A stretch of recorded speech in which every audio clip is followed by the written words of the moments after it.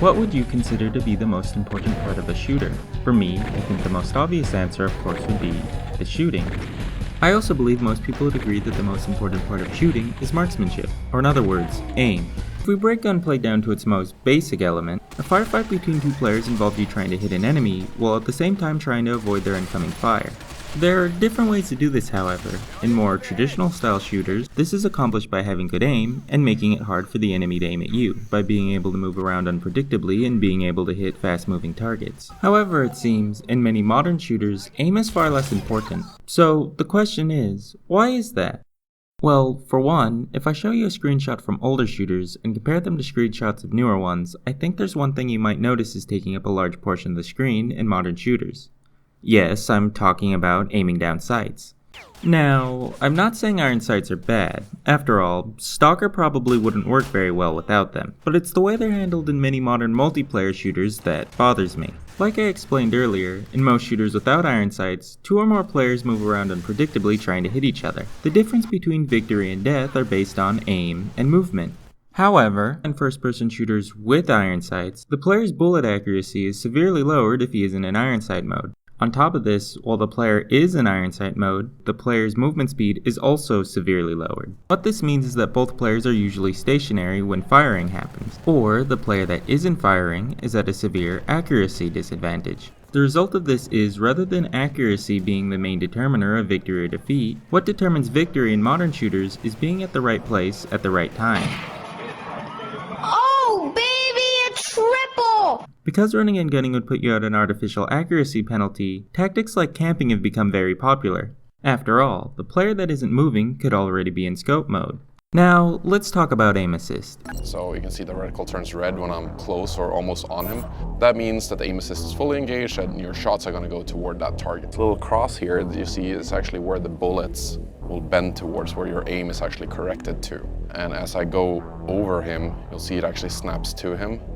It kind of gets back to the center of my actual reticle. This is the magnetism. Magnetism basically means that we slow down your turning speed when you get close to an enemy. And also, when you're inside of the magnetism cone, any movement that this guy does, your reticle will try and follow him to correct. So when a guy's strafing, if you're inside of the magnetism, you get a little bit of assistance to help track him. If we do our job well, you actually don't have any idea that this is going on. Yeah, it just feels like you're that badass. Yeah, exactly. In the very early days of first-person shooters, aim assist was used either because the mouse wasn't supported yet, or not very common. In Doom and Wolfenstein, the players were forced to use arrow keys, meaning they literally couldn't look up or down. To compensate for this, the game would hit an enemy that was above or below the middle of your screen. On a side note, if you really want the true Doom experience, I dare you to play a game using just the arrow keys for aim. I doubt you'll have very much fun though. The use of aim assist in modern shooters is basically an insult to the player. Having a game decide to help you aim in a shooter would be like if a platform decided to extend itself to catch you in a platformer. The reason for auto-aim and the reason for aim assist in modern shooters is probably no secret to the viewer. Controllers simply aren't as good at aiming with as mice are. You sometimes see people defending the controller on internet forums saying that it's just as good at aiming with as the mouse. That's not very hard to disprove though.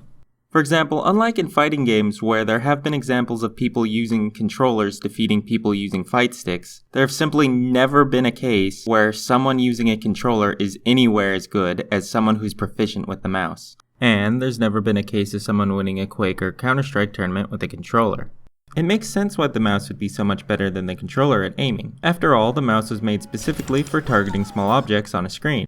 This is the same reason RTS games work so well with the mouse and keyboard. And yet, for some reason I never hear anyone say that they could play an RTS just as well with the controller.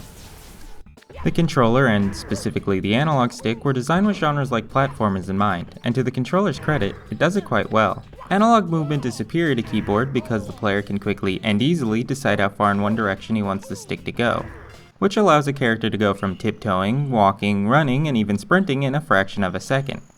The analog stick also allows the player to change direction quickly and comfortably, and the controller relies almost exclusively on the thumb for input, which, while combined with buttons being close together, allow the input to be quick and comfortable. This is why racing games and fast action games work so well with the controller.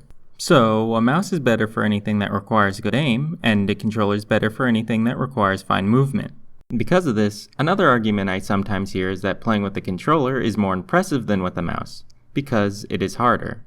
But by that same logic, would Evo really be more impressive if everyone was playing with a driving wheel?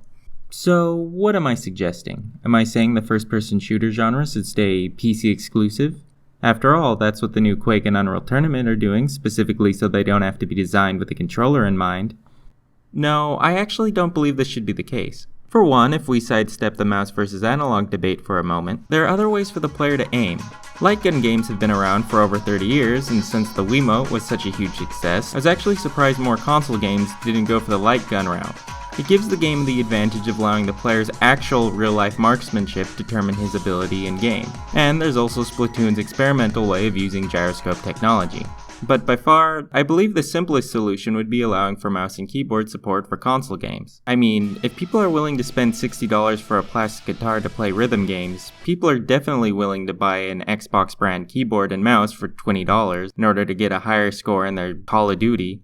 This would also mean more shooters can have crossplay between console and PC because it would mean console players wouldn't instantly get crushed. Luckily, it seems like Microsoft is finally going to try this idea. According to them, mouse and keyboard support for video games is coming soon, and I'm definitely looking forward to it. As soon as console players realize they can double their KDR by buying a mouse, I expect it to catch on pretty quickly. That is, if future shooters for the consoles decide to support it.